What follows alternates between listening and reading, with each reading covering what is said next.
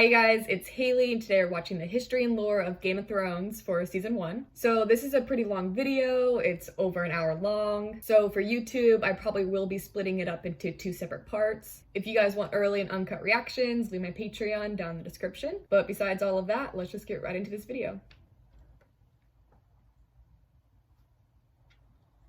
In the dawn age of Westeros, before the coming of man and the raising of castles and cities, there were only the children of the forest. Oh, that's cool that he's like Little narrating is known it. of them now, but it is said they were small in stature, dark and beautiful, and no taller than children when grown to manhood.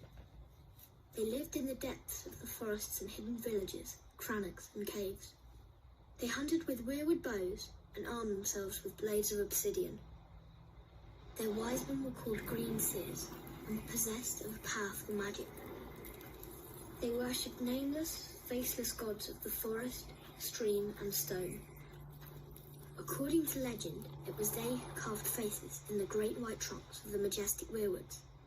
Their deep-cut eyes were red with sap and ever watchful. 12,000 years ago, the first men came from the eastern continent, crossing a land bridge called the Arm of Dawn. Riding their great horses and wielding weapons of bronze, they cut down the children's forests and weirwoods. A terrible war raged between the children and the first men that lasted for centuries. At long last, the two races sought an end to the years of horror and bloodshed.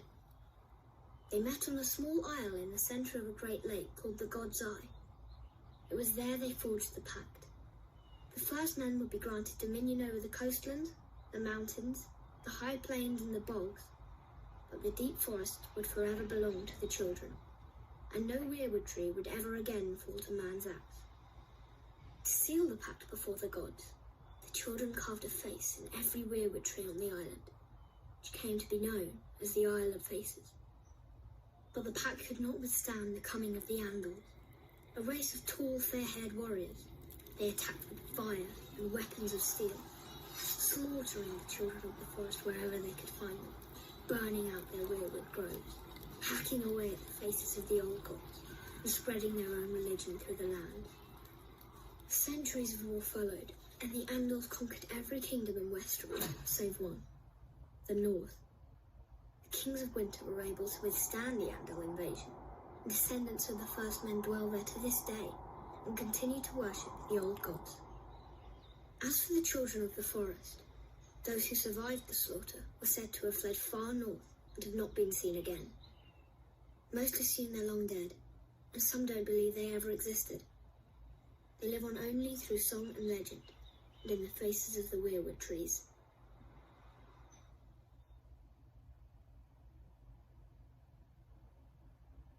I really wish there were When subtitles. Aegon the Conqueror invaded Westeros, he had 7 kingdoms to contend with. The Kingdom of the North, the Kingdom of the Mountain and the Vale, the Iron Islands, the Kingdom of the Rock, the Kingdom of the Reach, the Stormlands, and Dawn. These regions had been established by the first men thousands of years before, in the Age of Heroes. One hero of this fabled age was Bran the Builder. Bran raised the wall and built the stronghold of Winterfell, establishing House Stark and reigning as the first king in the north. Other legends tell of the Grey King in the Iron Islands. Grey King took a mermaid to wife and defeated Naga, the first sea dragon. House Greyjoy of Pike, the current rulers of the region, claim to descend from him. House Casterly ruled the gold-rich Westerlands from their mighty seat of Casterly Rock, but their lands and power were swindled from them by the legendary trickster, Lan the Clever. The noble house of Lannister is said to have descended from him. The verdant and fertile lands of the Reach were first ruled by House Gardener, whose founder, known as Garth Greenhand, wore a crown of flowers and vines. He ruled from Highgarden as the first king of the Reach, and was said to have made the land bloom. Many noble houses trace their bloodlines back to him, including the current lords of Highgarden, House Tyrell. In the Stormlands, according to ballads of the age, a warrior named Durin fell in love with Elenai, whose father was god of the sea and mother was goddess of the wind. She gave her maidenhead to him committing herself to a mortal life. In rage, her parents called upon the winds and waters, destroying Darren's bayside keep and wiping out his wedding guests.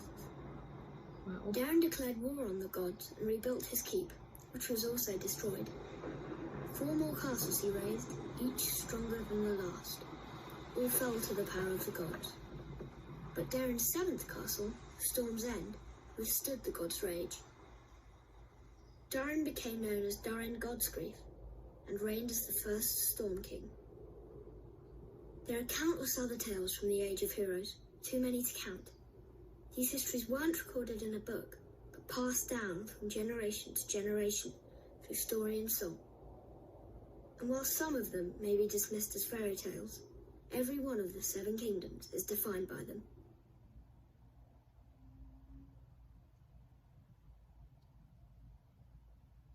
East of Westeros lies the Smoking Sea, where no ship dares sail.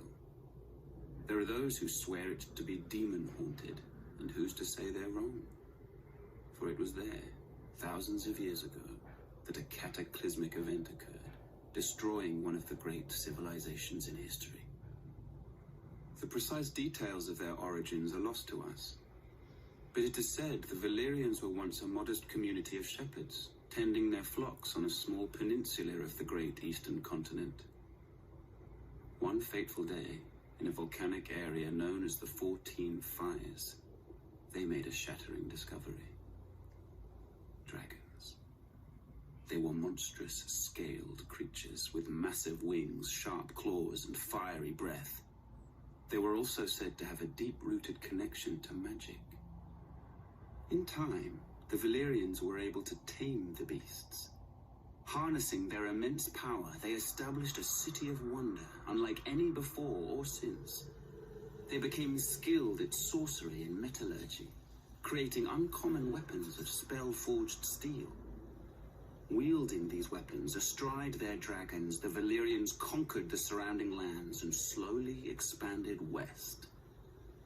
At the time, the Giscari Empire dominated much of the great eastern continent and tried to stop Valyria's expansion. The Giscari legions attacked the Valyrians 5 times, but could never defeat them. Finally, the Valyrians marched on their capital, Old Gis, and obliterated it, turning its streets and buildings to ash with dragon flame, and wiping the Giscari people and their culture off the face of the earth.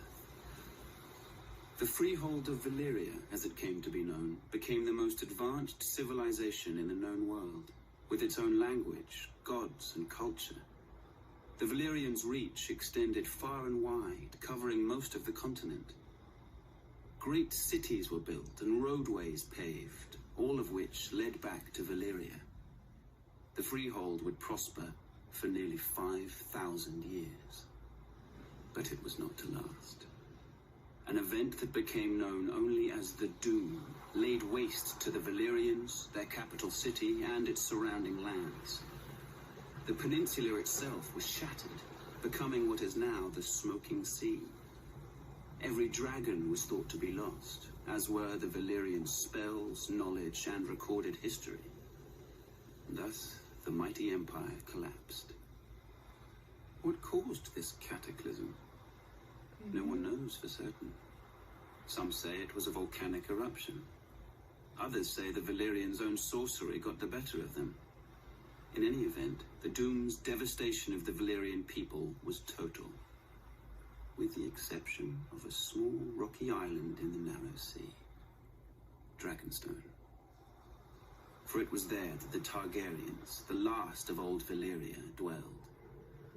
They would lie in wait for another 100 years before unleashing the fury of the dragon on another continent, Westeros.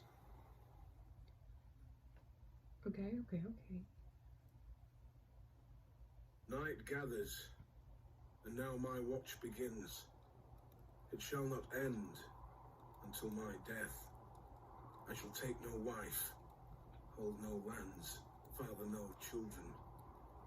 I shall wear no crowns and win no glory. I shall live and die in my post. I am the sword in the darkness. I am the watcher on the walls. I am the shield that guards the realms of men. I pledge my life and honor to the Night's Watch for this night and all the nights to come. Legend tells of a winter that lasted a generation and of a vast and terrible darkness that fell across the land. It came to be known as the Long Night. In the midst of this darkness, the White Walkers emerged from the far north. With their armies of the dead, they waged war against the living, laying waste to villages and holdfasts, leaving terror and destruction in their wake. After years of brutal conflict and unbearable loss, an alliance of the first men and the children of the forest managed to drive the walkers and their minions back into the frigid northern wastelands from whence they came. To prevent another invasion, the first men erected the Wall, a massive fortification 700 feet in height, stretching from the Frostfang Mountains in the west to the Bay of Seals in the east. It was a structure unlike any ever built.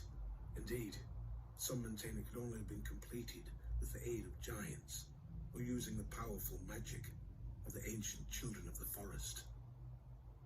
Men were required to guard and maintain it, and thus the Night's Watch was born. A sworn brotherhood, tasked with defending the realms of men against the dark forces that lay beyond. Upon taking his vows, a brother of the Night's Watch serves for life. It is a life of hardship and great sacrifice, so the oath must not be taken lightly. The punishment for desertion is death. The Night's Watch is divided into three vital branches: the Rangers, the Builders, and the Stewards. While all Black Brothers are expected to take up steel should the need arise, the Rangers are the true warriors of the Watch. Centuries come and gone, and although the White Walkers have yet to return, another threat has emerged. Barbarian tribes known as Wildlings. The Rangers are charged with defending the realm against these lawless savages. The Builders are carpenters, masons, miners, and woodsmen, tasked with maintaining the wall, as well as its various keeps, towers, and structures, which have fallen into disrepair over the years. The Stewards serve as cooks, butchers, and hunters. They tend to the horses and messenger ravens, sew clothing, gather firewood, and bring supplies up from the south. The Night's Watch is a diverse group. Proud volunteers from noble houses stand side by side with petty thieves conscripted from dungeons. Class distinctions are left behind, as are past misdeeds. A man gets what he earns on the wall, and even the lowliest gutter snipe can rise up in rank if he proves himself worthy. For thousands of years, the brothers of the Night's Watch have stood their lonely vigil. As the seasons changed, as brutal wars raged in the south, as dynasties rose and fell, the Night's Watch endured. We are the swords in the darkness. We are the watchers on the wall. We are the shields that guard the realms of men.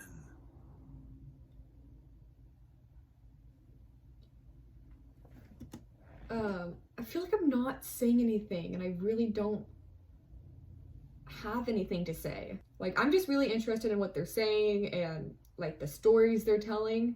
And obviously most of what they're saying I don't know, so I'm trying to process that information as well. And sometimes I'm just straight up confused on what they're talking about and what they're saying. So I'm just trying to put everything together. Joining the Night's Watch, or taking the Black, is a singular honor for any Northerner. For it was in the north, some 8,000 years ago, that the first men drove back the White Walkers, erected the wall, and established the sworn brotherhood that would guard the realm and its people from the dangers beyond. Regrettably, the Night's Watch no longer commands the widespread respect and admiration it once did. While House Stark and other houses in the northern regions continue to recognize its vital importance to the safety and stability of the realm, this view is not shared by the powerful houses of the southern kingdoms or their subjects. Most regard the Watch as a misguided, obsolete order made up of useless outcasts. Jeez. Admittedly, the current Night's Watch is a shadow of its former glory. Their numbers have dwindled to less than 1,000. Of the 19 castles along the wall, only 3 are functional. The Shadow Tower, Castle Black, and East Watch by the Sea. And the Watch's mandate of adding to the wall has been abandoned entirely. There are barely enough resources to maintain it. Yeah. Recruiting officers, known as Wandering Crows, scour the dungeons and slums of the realm in hope of finding men to fill the ranks. While there is still the occasional highborn volunteer, the newest recruits are almost entirely made up of lowly criminals. Thieves, rapists, and murderers, sentenced to the wall as punishment for their crimes. The decline of this once fabled order is troubling, as the danger it guards against is all too real, while the White Walkers haven't been seen or heard from in ages, and may very well be the stuff of myth. Barbarian tribes that dwell beyond the wall, known as wildlings, have been a menace to the North and its people for generations. At certain points in history, the disparate wildling tribes have united behind a single leader, a king beyond the wall, and attempted large-scale attacks against the realm. But thanks to the resourceful and courageous men of the Night's Watch, these so-called kings were soundly defeated. While many have lost faith in the Night's Watch, the people of the North are steadfast in their belief that the Black Brothers will answer the call of duty.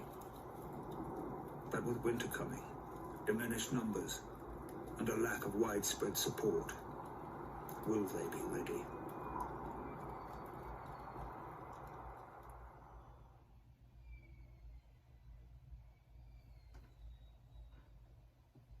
Long ago in the wintry north, an army of demons emerged from beneath the icy ground and spread darkness and despair across the land. Astride their monstrous spiders, flanked by giants, they wreaked havoc on the innocent, slaughtering thousands. All hope was lost until the fearless warriors of the first Night's Watch drove them back into the wintry mountains and built a magic wall to keep them from ever invading again. These stalwart brothers in black continue to protect us even to this day from the evils that lurk in the shadows. An absurd lie, a fairy tale spun by many a wet nurse in the north. To be sure, a giant wall does exist. A triumph of engineering, perhaps, but not of magic. As for the Night's Watch, there may have been a time centuries ago when there was prestige and honor in the miserable monastic life of a Black Brother.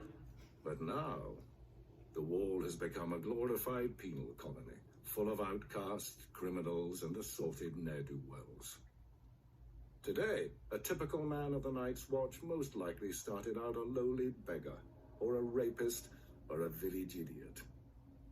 As for the few high-born watchmen, they either fought on the losing side of a war, or were disowned by their parents for one reason or another. Those who persist in defending the Night's Watch will claim the Seven Kingdoms need protection from the wildling tribes of the far north. But there's little to fear from those primitives. They're a nuisance, but not sophisticated or powerful enough to be a significant threat to the realm. And any talk of White Walkers returning with their armies of the dead and their giant spiders and their snarks is just that. Talk. I like that the narrating is in like character a little bit. In the Seven Kingdoms of Westeros, The dominant Remembered a little religion bit, is the definitely. faith of the Seven, first brought to its shores by the Andals some 6,000 years ago. But there are some who still keep to the old way, worshipping the faithless gods of the children of the forest and the first men. The old gods are countless, nameless spirits of nature. In ancient times, the children of the forest carved faces in the trunks of the weirwood trees, which became sacred symbols of their faith. In time, the first men adopted the children's gods as their own. Most castles at that time contained a godswood with a weirwood or heart tree at its centre. Meanwhile, across the narrow sea, a new religion was born in the hills of Andalos. According to legend, the God of Seven revealed itself to the Andals, and the invasion of Westeros followed soon after. The Andals sailed across the sea on ships armed with weapons of steel. Some warriors carved a seven-pointed star into their skin as a symbol of their new faith.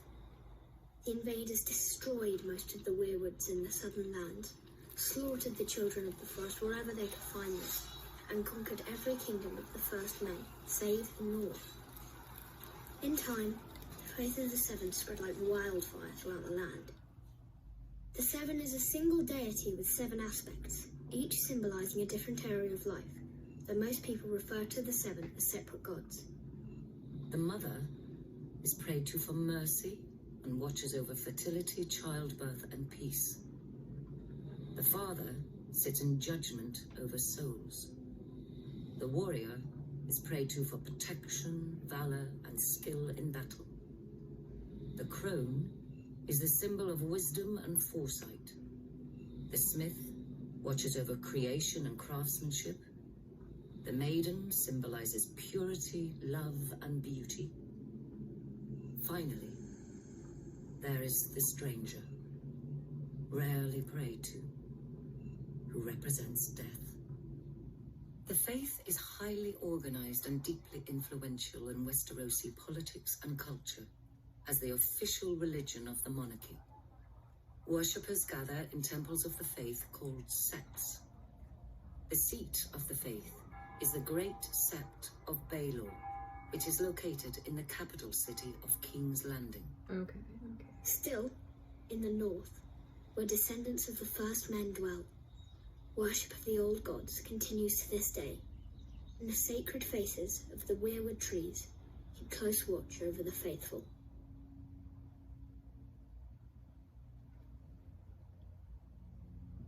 The ascension of Aegon Targaryen was confirmed, and the fate of the Seven Kingdoms sealed on the Field of Fire. Kings Loren Lannister of the Rock and Mern Gardner of the Reach stood against Aegon's invasion.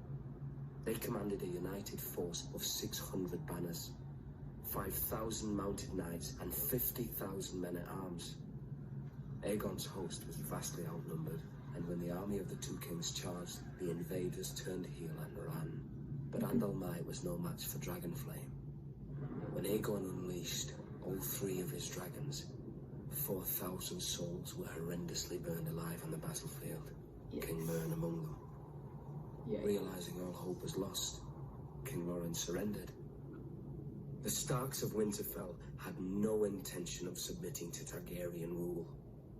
They had reigned as kings in the north since the days of the First Men and were determined to resist the Targaryen invaders, just as they had resisted the Andals thousands of years before.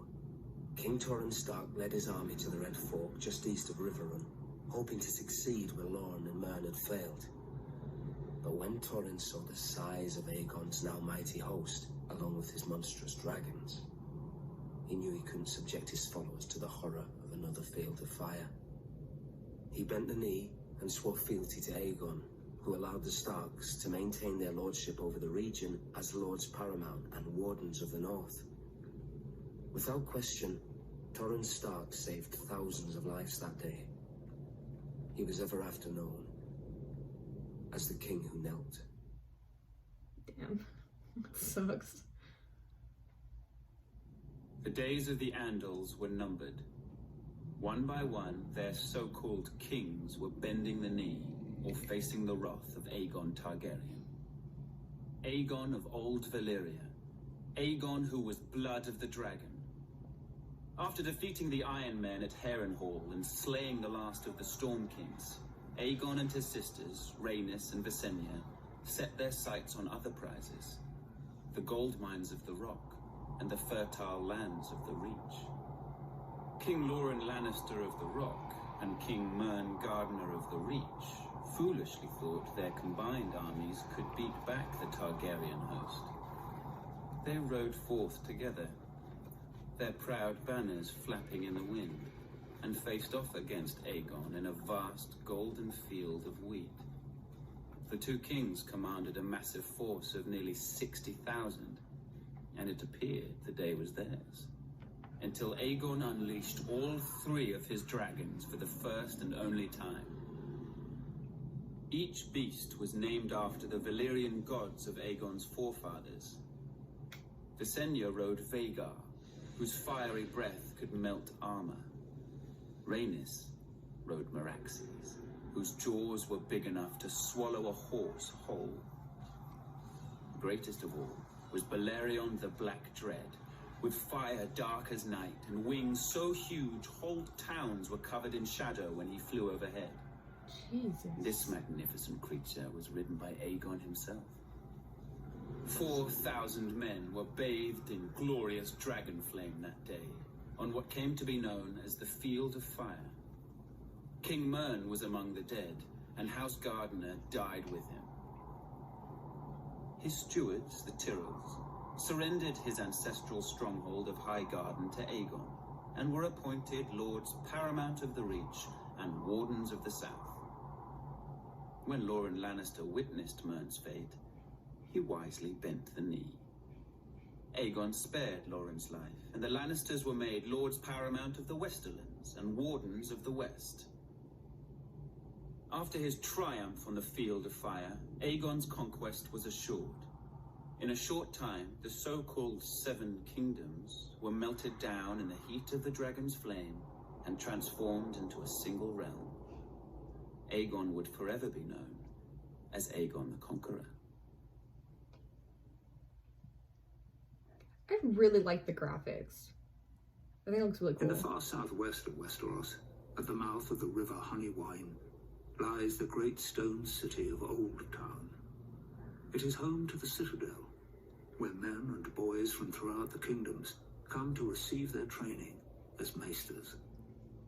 Maesters play an integral role in Westerosi society, serving as scholars, healers, and advisors to the nobility of the Seven Kingdoms.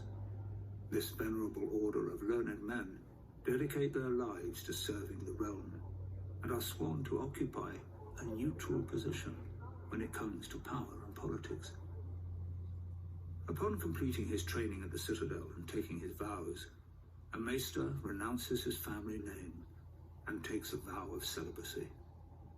He is assigned to a castle or keep, and duty-bound to serve as its counselor and healer, even if control of the castle changes hands. A maester's allegiance is to the realm, not to any one family. His badge of office is a great chain, forged from links of different metals which he wears around his neck. It is a reminder of his role as a servant of the realm and is never to be removed. A maester forges his chain with study, and each link represents the mastery of a different kind of learning. For instance, a silver link signifies mastery of the medicinal arts. A golden link represents the study of money and accounting. An iron link indicates knowledge of warcraft. Ravenry is an especially important skill for a maester, as it is he who breeds, trains, and maintains carrier ravens for the delivering of messages throughout the land. There are some maesters who have earned a link forged of Valyrian steel. This signifies knowledge of the higher mysteries, commonly known as magic. Only one maester in 100 possesses such a link, as this field of study is frowned upon by many in the Order. It is possible magic may have existed for a time long ago, but most consider the higher mysteries to be long gone from this world.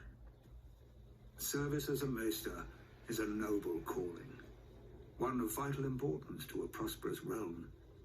It is little wonder there are some who refer to the Order as the Knights of the Mind.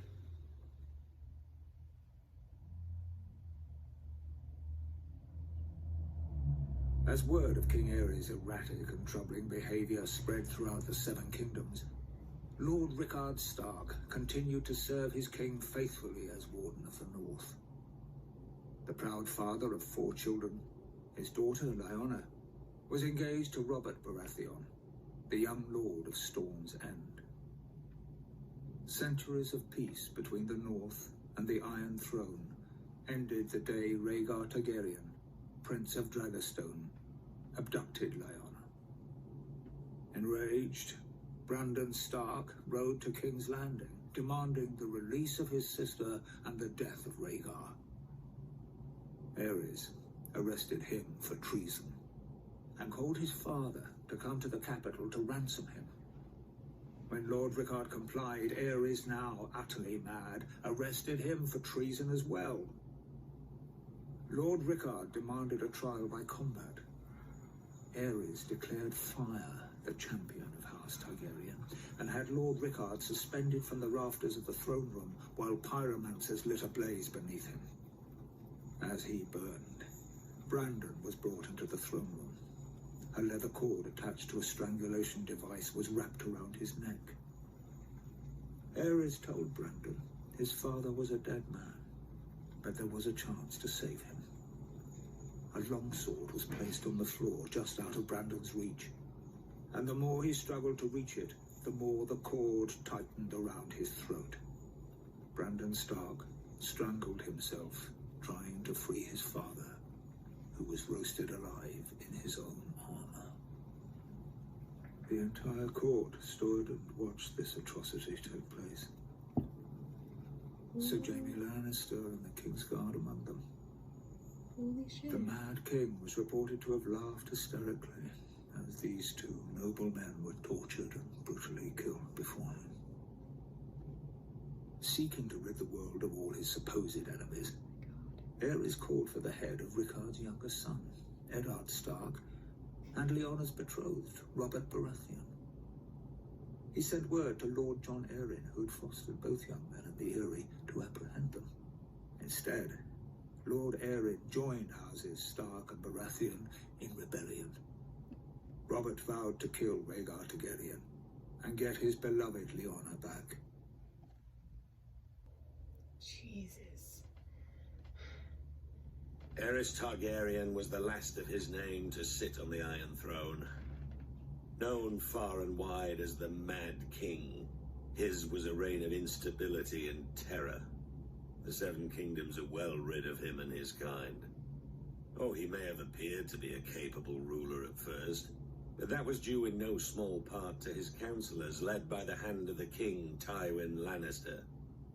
There may have been years of peace and prosperity during Aerys's reign, but it was Tywin who was really running the country as Aerys spiraled further and further into insanity. The dragon spawn were famous for losing their minds. It was the price they paid for centuries of keeping the bloodlines pure. And Aerys more than happily continued the noble sister-fucking tradition of his forefathers. As the years passed, Aerys's behavior became increasingly erratic. He cut himself so often on his Iron Throne, many referred to him as King Scab, though never to his face. It was rumored he had developed an obsession with wildfire and was known to inflict horrific punishments on those he considered enemies, including burning them alive. As his paranoia and bloodlust grew, he had a bitter falling out with Lord Tywin, who had served the crown faithfully for 20 years.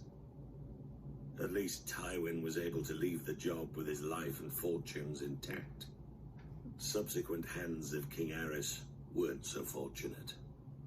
Then the Targaryens went too far. The Crown Prince Rhaegar abducted Lyanna Stark, daughter of Rickard Stark, the Lord of Winterfell. She was my betrothed. She was my beloved. Beautiful and spirited woman, and I loved her more than life itself. Damn. Rhaegar went south with Lyanna, hiding her away in Dorne. What harm he inflicted on the poor girl, the gods only know. Brandon Stark, Lyanna's eldest brother, was outraged. He rode to King's Landing to confront the king and demand his sister's safe return. Instead, Aerys had him executed, his father, Rickard Stark, as well. There wasn't much left to discuss after that. Aerys feared their loved ones would seek revenge for what he did.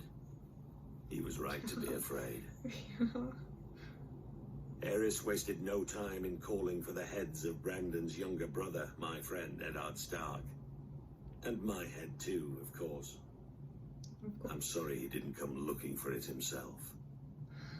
Damn. Alongside Jon Arryn of the Vale, the man who fostered Ned and I as children, Baratheons, Starks, and Tullys all called their banners. Once our rebellion began, the Mad King's days were numbered. I love Robert. He's awesome. As Aerys Targaryen's behavior grew more and more erratic, the task of ruling the Seven Kingdoms fell to me, Tywin Lannister. I had served Aerys for nearly 20 years, and as a result, the realm had prospered. The royal coffers were full, the land was at peace. But Aerys grew increasingly hostile, jealous of the success many credited to me. My power and influence unnerved him. The captain of my personal guard, Sir Ellen Payne, was once overheard making offhand comments regarding who was the true ruler of Westeros. When the king was given this information, he had Ellen Payne's tongue ripped out with hot pincers. It was my desire to unite the houses of Lannister and Targaryen through marriage. My daughter Cersei would marry Aerys' eldest son, Prince Rhaegar. Such a union made perfect sense for all parties. However, Aerys' senses had begun to leave him quite some time earlier. Instead of uniting the royal family with its most loyal and powerful ally, Aerys chose instead to insult my family, indicating that such a match was beneath Rhaegar. Instead, he chose Elia Martell of Dorne to be Rhaegar's wife. As if to rub salt in my wounds, Do you know who that is? Aerys appointed Jaime, my son, to the King's Guard.